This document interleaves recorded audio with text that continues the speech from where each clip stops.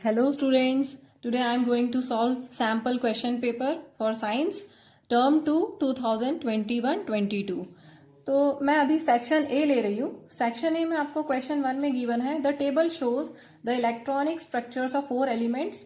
Element के name यहाँ पर दिए हुए हैं PQRS और इनके इलेक्ट्रॉनिक स्ट्रक्चर दिए हुए हैं। Identify which element will form covalent bonds with carbon, and the second option, carbon reacts with an element in the above table to form several compounds, give suitable reason। तो देखिए यहाँ पर जो elements दिए हैं पहले हम ये आइडेंटिफाई कर लेते हैं कि एलिमेंट्स कौन कौन से हैं। यहाँ पर इलेक्ट्रॉनिक कन्फिग्रेशन पी एलिमेंट का इलेक्ट्रॉनिक कन्फिग्रेशन 2,6 दिया हुआ है। इसका मतलब ये ऑक्सीजन है क्योंकि ऑक्सीजन का एटॉमिक नंबर 8 होता है और इसका electronic configuration 2,6। Next one is 281 means atomic number 2 + 8 + 1 11। So this element is sodium oxygen O। Next is 287 configuration means 2 + 8 + 7 17 होता है क्लोरीन का। और 288 2 + 8 + 8 कितना हो गया 18 होता है आर्गन का। तो ये हमने एलिमेंट्स आइडेंटिफाई कर लिए। इसमें से अगर आप देखेंगे तो ऑक्सीजन नॉन मेटल है, oxygen is non metal, sodium is metal, chlorine is non metal and argon is inert gas. अब क्वेश्चन देखते हैं।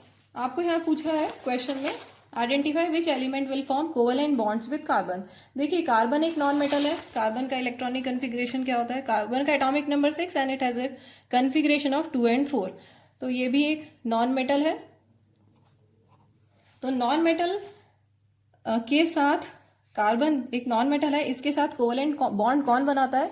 इन जनरल नॉन मेटल के साथ कोवेलेंट बॉन्डिंग नॉन मेटल की ही होती है।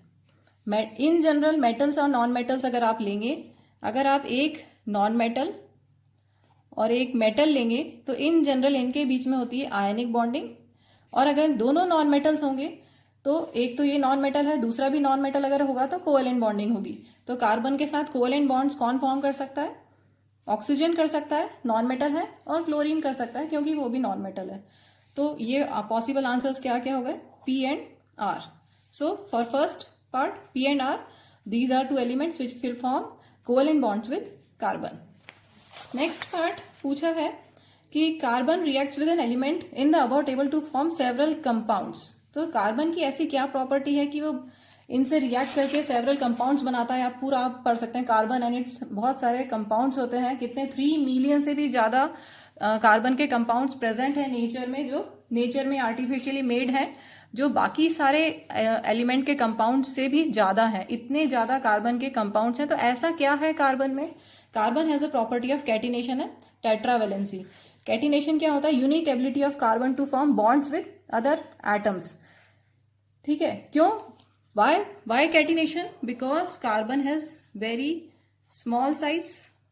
2 ही शेल्स होती है यहाँ पर, K शेल और L शेल, और स्मॉल साइज की वजह से ये जो कंपाउंड्स बनाता है वो बहुत स्टेबल होते हैं। It forms very stable compounds.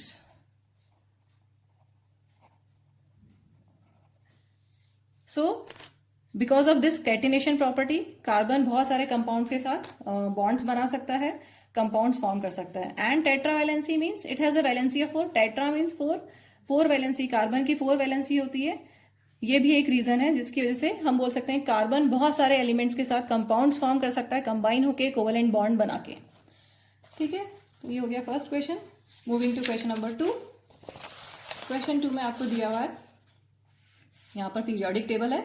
This is modern periodic table, और मैं सभी स्टूडेंट्स को कहती हूँ कि ये बेसिक फॉर्मेट, फर्स्ट 20 एलिमेंट्स का फॉर्मेट आप याद कर लीजिए क्योंकि ये बहुत काम आता है किसी भी क्वेश्चन में। आपको फर्स्ट 20 एलिमेंट्स के नाम ऑर्डर से याद होना चाहिए और उनको फिल करना आना चाहिए।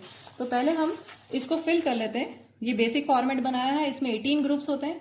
ये 18 ग्रुप्स हैं, 1 2 3 4 एंड सो ऑन। ये 18 ग्रुप्स हैं और ये इधर वर्टिकल ग्रुप्स होते हैं और हॉरिजॉन्टल में पीरियड्स होते हैं। जैसे ग्रुप 1, ग्रुप 2, ऐसे आप ग्रुप 18 तक लेंगे। और इधर से अगर आप देखेंगे हॉरिजॉन्टल में तो ये होते हैं period 1, period 2, period 3 and so on. Elements हम फिल कर लेते हैं पहले, फिर उसके बाद क्वेश्चन समझेंगे।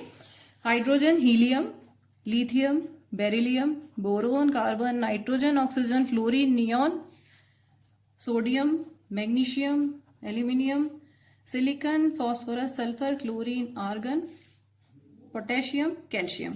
तो ये फर्स्ट 20 एलिमेंट्स हमने यहाँ पे फिल कर दिए। अब क्वेश्चन देखते हैं। यहाँ पे आपको लिखा हुआ है Z, ये Z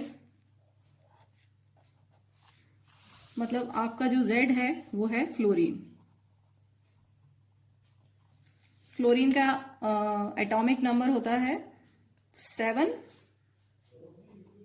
और इसका कॉन्फ़िगरेशन हो गया 9 सॉरी, इसका एटॉमिक नंबर 9 और इसका कॉन्फ़िगरेशन हो गया 2 7। इसके बाद यहां पर आपको दिया है टेबल में Y, ये है Y आपका है सल्फर, सल्फर का एटॉमिक नंबर 16, कॉन्फ़िगरेशन 286।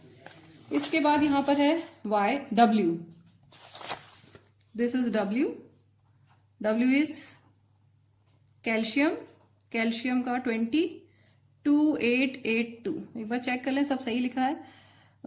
ये हो गया 9, ठीक है, 13 14 15 16, ठीक है, ओके सही है। क्वेश्चन देखते हैं।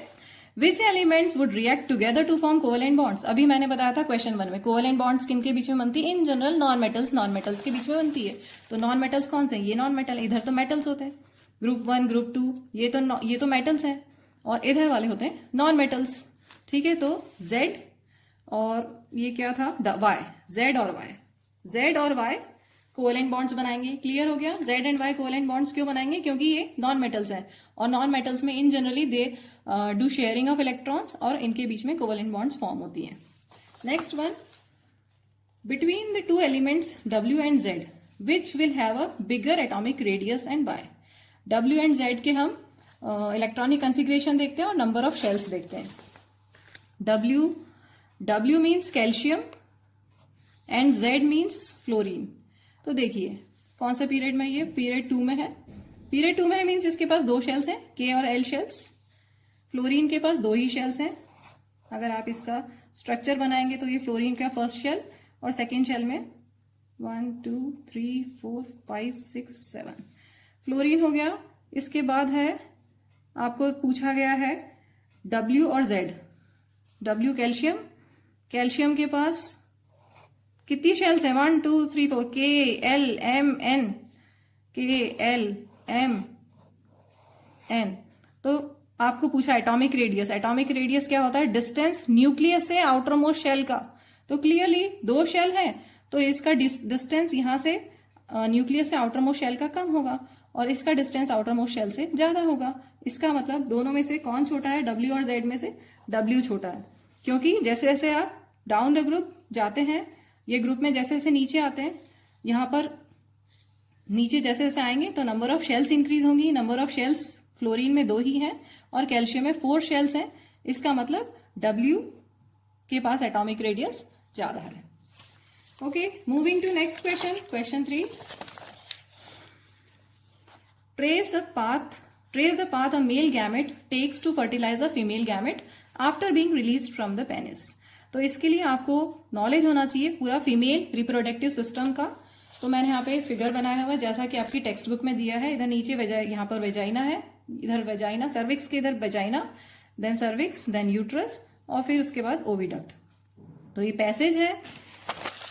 Mail gamete is sperm,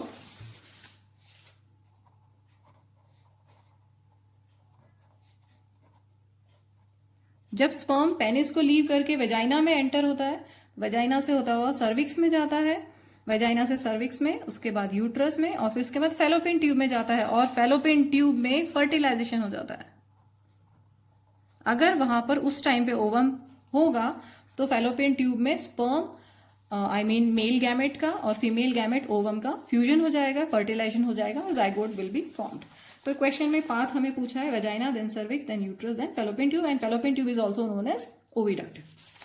next, state the number of sets of chromosomes present in a zygote. तो जब सपोज मेल और फीमेल गैमेट का फर्टिलाइजेशन हो गया, मेल गैमेट और फीमेल गैमेट ओवम। अगर मेल और फीमेल गैमेट फ्यूज हो गए तो क्या फॉर्म होगा? जाइगोट। जाइगोट सिंगल सेल होता है, ठीक है। अब देखिए, वैसे तो सारे आपके ह्यूमन बॉडी सेल्स में 46 क्रोमोसोम्स होते हैं, सभी बॉडी सेल्स में 46 क्रोमोसोम्स होते हैं, या हम बोल सकते हैं 23 पेयर ऑफ क्रोमोसोम्स होते हैं, या अगर हम जनरल नेम दे दें 2n क्रोमोसोम्स होते हैं सभी सेल्स में। लेकिन स्पर्म और ओवम में half the number of chromosomes present होते हैं। स्पर्म में n क्रोमोसोम्स होंगे और ओवम में भी n क्रोमोसोम्स होते हैं। तो जाइगोट जो फॉर्म होगा उसमें 2n क्रोमोसोम्स होंगे, ठीक है। तो 2n क्रोमोसोम्स होते हैं। और जब फ्यूजन होता है, यहाँ पर जो सेल डिवीजन होता है वो मियासिस होता है, और इस प्रोसेस में रिडक्शनल डिवीजन होता है, जिसकी वजह से नंबर ऑफ क्रोमोसोम्स हाफ हो जाते हैं। नॉर्मल बॉडी सेल्स में 2n क्रोमोसोम्स होते हैं, लेकिन स्पर्म और ओवम में हाफ क्रोमोसोम्स होते हैं, n। और जब फ्यूज होगा स्पर्म और ओवम तो जाइगोट फॉर्म होगा, और जाइगोट में नंबर ऑफ क्रोमोसोम्स रिस्टोर हो जाएंगे, 2n रहेंगे, ठीक है। चलिए नेक्स्ट करते हैं question number 4। Rajesh observed a patch of greenish black powdery mass on a stale piece of bread. तो ये तो आपने बहुत बार क्लास 8 में, छोटी क्लासेस में आपने एक्टिविटी की हुई है, या आपने कभी देखा होगा कि ब्रेड के ऊपर ग्रीनिश ब्लैक पाउडरी मास डेवलप हो जाता है। तो that is because of bread mould, या बोल सकते हैं फंगस या राइजोपस, उसका साइंटिफिक नेम है राइजोपस या ब्रेड मोल्ड, ठीक है। तो organism responsible for this is rhizopus, and its specific mode of asexual reproduction is spore formation। spore formation से यहाँ पर होता है reproduction। तो इसको हम देखते हैं यहाँ पर, ये मैंने आपकी बुक से, टेक्स्ट बुक से लिया फिगर। तो यहाँ पर स्पोर फॉर्मेशन को एक्सप्लेन किया है इन्होंने। ये एक राइजोपस, हमने यहाँ पर राइजोपस बनाया, ब्रेड मोल्ड। इस तरह से अगर आप ब्रेड को जिसपे फंगस है उसको अगर माइक्रोस्कोप में अगर देखेंगे आप, तो आपको कुछ बहुत इस तरह का दिखाई देगा। इसमें हाइफे हैं, thread like structures, this is stem. यहाँ पर है blob like structures, these are blob like structures called sporangium. और स्पोरेंजियम में अंदर होते हैं स्पोर्स। जब स्पोर केस बर्स्ट होगा तो spores will be dispersed into air. तो नेक्स्ट पार्ट देखते हैं। फर्स्ट पार्ट का answer, organism responsible for this is rhizopus and mode of sexual reproduction is spore formation. Next is name its vegetative and reproductive part.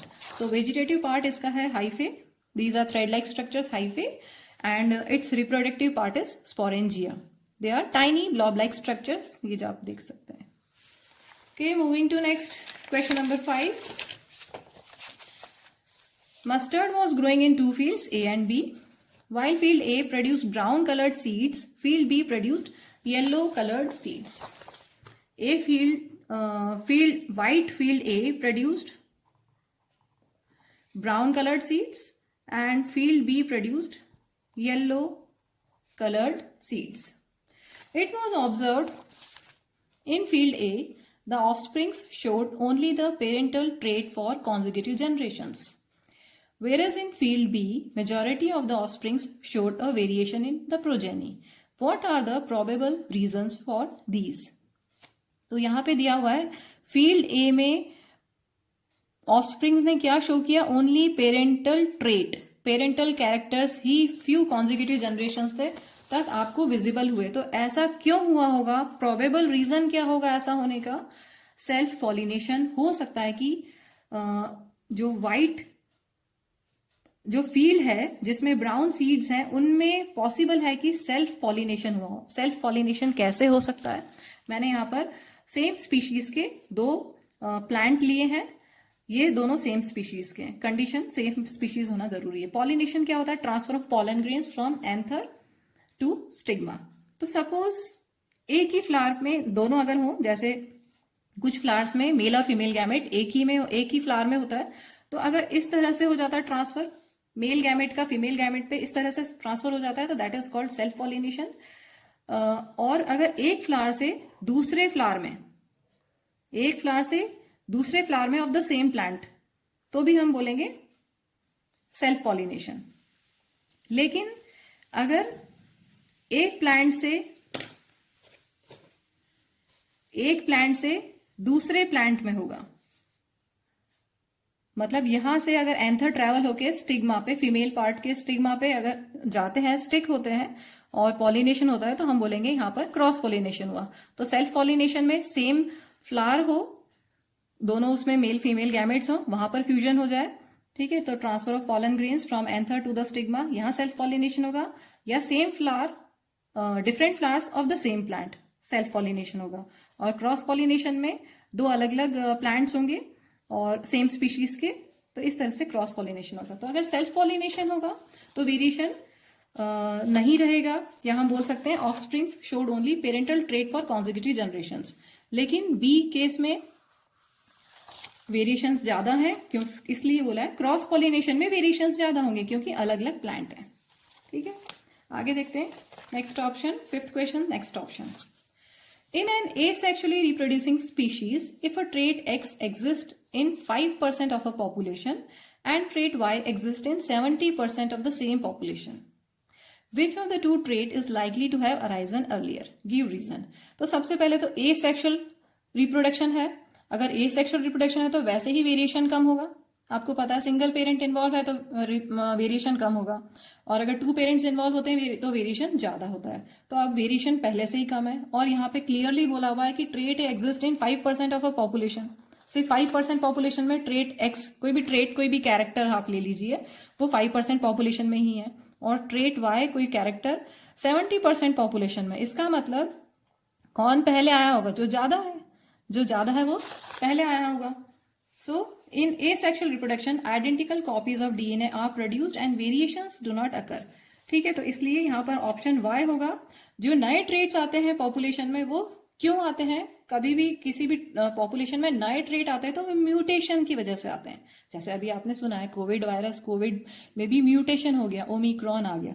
तो sudden mutation अगर हो जाता है तो नए ट्रेट्स आ जाते हैं। जैसे कोरोना वायरस की पॉपुलेशन में नया ट्रेट आ गया, न्यू ट्रेट आया क्योंकि सडन म्यूटेशन हो गया, ठीक है, और फिर वो इनहेरिट होता है। तो यहाँ पे 70% ऑफ सेम पॉपुलेशन में जो ट्रेट होगा वो it is likely to have arisen earlier. तो ऑप्शन वाई इसका करेक्ट है, क्योंकि देखिए 70% ऑफ द पॉपुलेशन में trait Y is likely to have been replacing the trait for a longer period than 5% of population with trait Y. So this completes your question number 5. Let's move to question 6. Sixth question दिया है, काफी interesting question है। A simple motor is made in a school laboratory. A coil of wire is mounted on an axle between the poles of a horseshoe magnet as illustrated. In the example above, coil ABCD is horizontal and the battery is connected as shown. For this position, state the direction of force on the arm AB. Why does the current in the arm BC not contribute to the turning force on the coil? तो पहले यहाँ पे हम इसको थोड़ा सा समझते हैं। फर्स्ट ऑप्शन है ये, मोटर में इस तरह से कंस्ट्रक्शन होता है। यहाँ पर एक इधर हॉर्सशू मैग्नेट यहाँ पे लगाया हुआ है, उसका नॉर्थ पोल इस साइड और साउथ पोल इस साइड आपकी फिगर में दिया हुआ है, और एक ये रेक्टेंगुलर कॉइल है, यहाँ से इसको कनेक्ट किया हुआ है बैटरी से। पूरा फिगर अभी हम नहीं बना रहे हैं, सिर्फ जो मेन समझने का है वो हम बना रहे हैं। तो देखिए बैटरी ये ऐसे बना हुआ है बैटरी, तो ये पॉजिटिव टर्मिनल, ये negative terminal. Positive terminal means current ऐसे फ्लो होके करंट ऐसे जा रहा है। तो ए बी का आपको पूछा है, ए बी में फोर्स का डायरेक्शन क्या होगा? तो ए बी में हम ये देखेंगे कि यहां पर करंट का डायरेक्शन हमें मिल गया है, ये करंट का डायरेक्शन है आई। फील्ड का डायरेक्शन नॉर्थ से साउथ होता है, फील्ड का डायरेक्शन नॉर्थ से साउथ की तरफ। और आपको क्या फाइंड करना है? Direction of force. इस ए बी आर्म पे डायरेक्शन ऑफ फोर्स क्या होगा? तो जब भी आपको डायरेक्शन ऑफ फोर्स फाइंड करना हो तो आप यूज करेंगे फ्लेमिंग्स लेफ्ट हैंड रूल, और अगर आपको direction of induced current find करना होता है तो आप यूज करेंगे फ्लेमिंग्स राइट हैंड रूल। तो यहां पे है Fleming's left hand rule to find the direction of force. इसके लिए आप स्ट्रेच कर लीजिए आपका left hand such that your forefinger, middle finger and thumb are mutually perpendicular to each other. ये सेंट्रल फिंगर C से करंट के लिए मैं ले रही हूँ, फोर फिंगर F फील्ड के लिए, और थंब मोशन ऑफ कंडक्टर, या फिर हम उसको बोल सकते हैं मोशन या फोर्स। M ले रही हूँ मोशन के लिए, हम बोल सकते हैं फोर्स कंडक्टर पे ये लगेगा, ठीक है। तो अगर जब हम इनको स्ट्रेच करेंगे such that they are mutually perpendicular to each other, तो आपको यहाँ पर thumb will give you the direction of motion of conductor और direction of force acting on the conductor. तो यहाँ पे देखिए फील्ड, एफ से फील्ड इस डायरेक्शन में, तो ये फील्ड की डायरेक्शन में हमने रख दिया। अब करंट का डायरेक्शन हमें ये चाहिए, करंट ए से बी की तरफ जा रहा है, तो करंट यहाँ पर हम इसको ऐसे शिफ्ट कर देते हैं, तो ये फील्ड हो गया, दिख रहा है आपको, ये फील्ड का डायरेक्शन, ये करंट का डायरेक्शन। तो थंब किधर जा रहा है, थंब किधर जा रहा है, देखो ध्यान से, this is field, forefinger shows the direction of field, central finger shows the direction of current, C for C, and this thumb shows the direction of, दिख रहा है थंब डाउनवर्ड, थंब किधर है, डाउनवर्ड, मतलब ए B किधर जाएगा, downward, direction of force acting on the arm A B is downward. और अगर इसी को हम सी डी पे देखेंगे तो सी डी पे क्या होगा, करंट का डायरेक्शन नीचे की तरफ रहेगा, तो सी डी पे अपवर्ड फोर्स लगेगा।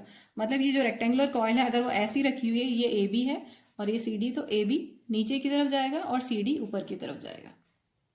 So this completes your A part. Moving to next part. Why does a current in arm BC not contribute to the turning force on the coil? तो देखिए यहाँ पर BC को हम देखते हैं, इसमें पहले फोर्स हम देखते हैं। फोर्स का फॉर्मूला होता है, फोर्स कोई भी करंट कैरिंग लूप है, कोई भी करंट कैरिंग वायर है, करंट कैरिंग लूप है, तो उसके ऊपर फोर्स लगता है I B L sine theta. Actual में ये होता है आई एल क्रॉस बी, ये आप क्लास 12th में पढ़ेंगे, force I L cross B. इसमें एल होता है लेंथ वेक्टर, जो डायरेक्शन ऑफ करंट, जो जिसका डायरेक्शन करंट का डायरेक्शन होता है, और बी का जो भी डायरेक्शन हो। तो यहाँ पर फॉर्मूला हमारे पास है I L B sine theta, ठीक है। तो theta is the angle between length vector and magnetic field, या लेंथ वेक्टर किधर होता है, जिस डायरेक्शन में करंट है, तो करंट इस डायरेक्शन में। यहाँ पे बीसी के बारे में, सेकेंड पार्ट में बीसी के बारे में पूछा है कि बीसी कंट्रीब्यूट क्यों नहीं करी, तो बीसी पे हम फोकस करते हैं। बीसी पे करंट ये डायरेक्शन है, देखिए ध्यान से, बीसी में करंट ये डायरेक्शन है और फील्ड का भी यही डायरेक्शन है। तो करंट या हम लेंथ वेक्टर, क्योंकि यहाँ पर लेंथ वेक्टर है, करंट का डायरेक्शन और लेंथ वेक्टर का डायरेक्शन सेम होता है, तो लेंथ वेक्टर का डायरेक्शन या करंट का डायरेक्शन बोले आप, और फील्ड का डायरेक्शन दोनों सेम है, मतलब थीटा, इनके बीच का एंगल कितना है, थीटा 0 डिग्री है। और आपको पता है साइन 0 डिग्री इज 0, तो यहाँ पे जब 0 रखोगे तो ये पूरा 0 हो जाएगा, मीन्स बीसी के ऊपर फोर्स नहीं लग रहा है, बीसी पे 0 फोर्स लग रहा है। इसलिए current in the arm BC will not contribute to the turning force on the coil, क्योंकि इसके ऊपर जो फोर्स लग रहा है वो 0 लग रहा है। 0 क्यों लग रहा है फोर्स, इसलिए क्योंकि थीटा 0 है। Okay, moving to next part, second option of question number 6। A circuit contains a battery, ये बैटरी है, variable resistor and a solenoid. The figure below shows the magnetic field pattern produced by the current in the solenoid. आपको सब कुछ दिया हुआ है, magnetic field patterns भी दिए हुए हैं, बहुत इजी है। State how the magnetic field pattern indicates regions where the magnetic field is strong. Figure से आप देख के बता सकते हैं कि मैग्नेटिक फील्ड कहाँ ज्यादा होगी, कहाँ स्ट्रांग होगी, जहां पर मैग्नेटिक फील्ड लाइंस क्राउडेड होती हैं, जहां पर मैग्नेटिक फील्ड लाइंस क्राउडेड होती हैं वहां स्ट्रॉन्गर होती है। तो देखिए relative closeness of field lines indicate the strength of magnetic field. Since field lines are crowded around the ends of solenoid, ends पे आप देखेंगे तो फील्ड लाइंस क्राउडेड है, hence these are the regions of strongest magnetism. एक चीज और आप देख लीजिए, ये पॉजिटिव टर्मिनल है, इधर नेगेटिव टर्मिनल, करंट ऐसे जाएगा, जब करंट सोलिनॉइड में जाता है तो सोलिनॉइड बिहेव्स लाइक अ बार मैग्नेट। तो सेम ये पैटर्न वैसा ही है जैसा आपने बार मैग्नेट में स्टडी किया है। बार मैग्नेट में भी इसी तरह से आपने एक्टिविटी भी की थी, जिसमें बार मैग्नेट में किस तरह से फील्ड लाइंस का पैटर्न बनता है वो हमने आयरन स्प्रिंकल करके स्टडी किया था। तो सोलिनॉइड ऑल्सो बिहेव्स लाइक अ बार मैग्नेट, और जैसा बार मैग्नेट में फील्ड लाइंस बनती हैं सेम वैसी सोलिनॉइड में भी बनती हैं। जब यहाँ पर इस तरह से करंट जाएगा तो इस साइड साउथ पोल आएगा और यहाँ पर नॉर्थ पोल होगा, पोलैरिटी डेवलप हो जाएगी, क्योंकि सोलिनॉइड बिहेव्स लाइक अ बार मैग्नेट। तो बार मैग्नेट में जो साउथ पोल और नॉर्थ पोल होते हैं वो इस तरह से बनेंगे, पैटर्न बनेगा। और देखेंगे साउथ से अंदर मैग्नेट के अंदर, अगर आप बार मैग्नेट ले लें एक, मैं यहां बनाती हूं साउथ से नॉर्थ, तो जब बार मैग्नेट में अगर आप फील्ड लाइंस देखेंगे तो inside the magnet field lines क्या होती हैं, uniform parallel to each other, तो ये होती है uniform magnetic field from south to north. अगर आप बाहर की तरफ देखते हैं तो फील्ड लाइंस नॉर्थ से इमर्ज होती हैं और साउथ में मर्ज होती हैं, नॉर्थ से इमर्ज होके साउथ में मर्ज होती है, नॉर्थ से इमर्ज हो रही है, इधर साउथ में मर्ज। तो इस तरह से फील्ड लाइंस बनती हैं और वो सेम ऐसी हैं जैसी यहाँ पर है। तो क्राउडेड कहाँ पर होती हैं, यहाँ पर एंड्स में क्राउडेड होती हैं सबसे ज्यादा, इस साइड और इस साइड, इसलिए इसका आंसर यही हो गया कि फील्ड लाइंस कहाँ स्ट्रांग होती हैं, around the ends of solenoid. Next part, question 6 B part, what happens to the magnetic field when the current in the circuit is reversed. तो बिल्कुल सिंपल है, अगर हम करंट का डायरेक्शन रिवर्स करेंगे तो मैग्नेटिक फील्ड भी रिवर्स हो जाएगी, मैग्नेटिक फील्ड लाइंस के डायरेक्शन रिवर्स हो जाएंगे। अगर इधर नेगेटिव और इधर पॉजिटिव ले लें तो ये जो हमने करंट यहाँ पर मैग्नेटिक फील्ड लाइंस का डायरेक्शन शो किया है वो अपोजिट हो जाएगा, इधर नॉर्थ पोलैरिटी आ जाएगी, इधर साउथ पोलैरिटी आ जाएगी और ये डायरेक्शन जो बनाया मैंने वो रिवर्स हो जाएगा। Okay, this completes your question number 6. Now move to question number 7. There are two options in this, very interesting. DDT was sprayed in a lake to regulate breeding of mosquitoes. DDT होता है dichloro diphenyl ट्राइक्लोरोइथेन, और एक non biodegradable substance होता है जो degrade नहीं होता, decompose नहीं होता और नेचर में बहुत सालों तक बना रहता है। How would it affect the trophic levels in the following food chain associated with the lake. तो जब डीडीटी को आपने स्प्रे किया है, नॉन बायोडिग्रेडेबल है, तो ये एक्यूमुलेट होता जाएगा जनरेशन, एक ट्रॉपिक लेवल से, ये एक ट्रॉपिक लेवल से दूसरे ट्रॉपिक लेवल, दूसरे इस ट्रॉपिक लेवल से इस ट्रॉपिक लेवल। एक्वेटिक एनवायरनमेंट में कुछ है, उसको प्लैंकटन ने कंज्यूम किया, प्लैंकटन को स्मॉल फिश ने कंज्यूम किया, स्मॉल फिश को लार्ज फिश ने कंज्यूम किया और लार्ज फिश को हॉक ने कंज्यूम किया। तो एट एवरी ट्रॉपिक लेवल क्या होगा, डीडीटी एक्यूमुलेट होता जाएगा, क्योंकि ये डिग्रेड नहीं हो सकता, नॉन बायोडिग्रेडेबल है। DDT being a non biodegradable substance will enter the food chain from the first trophic level, क्योंकि हमने यहां पर डीडीटी स्प्रे किया है। Non biodegradable pesticides accumulate progressively at each trophic level, this is known as biological magnification. So magnify होते होते, accumulation increase होते होते, हॉक में सबसे ज्यादा, hawk will have highest level of harmful substances, और यहां पर हम डीडीटी ले सकते हैं। This completes your first option. Moving to second option, in the following food chain vertical arrows indicate energy lost to the environment. ये vertical arrows है ACE, energy lost to the environment, and horizontal arrows indicate energy transferred to the next trophic level. यहां पर green plants है, green plants को consume किया dear ने, dear को consume किया टाइगर ने। ठीक है, तो एनर्जी क्या शो करते हैं ये, energy transferred to the next trophic level. Which one of the 3 vertical arrows and which one of the 2 horizontal arrows will represent more energy transfer. तो देखें, अगर ग्रीन प्लांट्स को डियर ने कंज्यूम किया है, डियर को टाइगर ने consume किया है, तो क्या होगा, 10% लॉ आपने पढ़ा है, जो एनर्जी है वो 10% एनर्जी ही ट्रांसफर होती है, बाकी एनर्जी कहाँ चली जाती है, बाकी एनर्जी जाती है कुछ एनवायरनमेंट में, कुछ एनर्जी उसके डाइजेशन में, कुछ उसका वर्क करने में, कुछ ग्रोथ और रिप्रोडक्शन करने में एनर्जी चली जाती है, यूज कर लेते हैं ऑर्गेनिजम्स।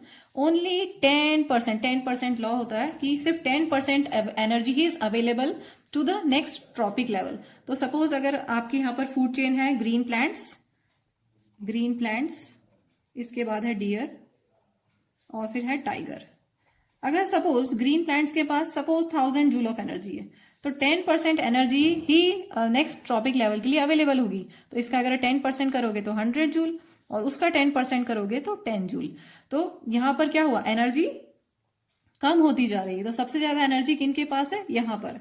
तो इन्होंने यहाँ पे पूछा है कि एनर्जी ट्रांसफर में सबसे ज्यादा एनर्जी किसके पास होगी, कौन से हॉरिजॉन्टल एरो कौन सा रिप्रेजेंट करेगा सबसे ज्यादा एनर्जी, बी। ठीक है, तो बी रिप्रेजेंट करेगा। और अगर वर्टिकल एरोज में देखें तो भी सबसे ज्यादा एनर्जी यहीं पर होगी, बाकी जैसे जैसे आप ट्रॉपिक लेवल्स में बढ़ते जाते हो एनर्जी लॉस बढ़ता जाता है 10% लॉ के अकॉर्डिंगली। तो A and B are correct answers. So this completes your section A. Okay, thank you.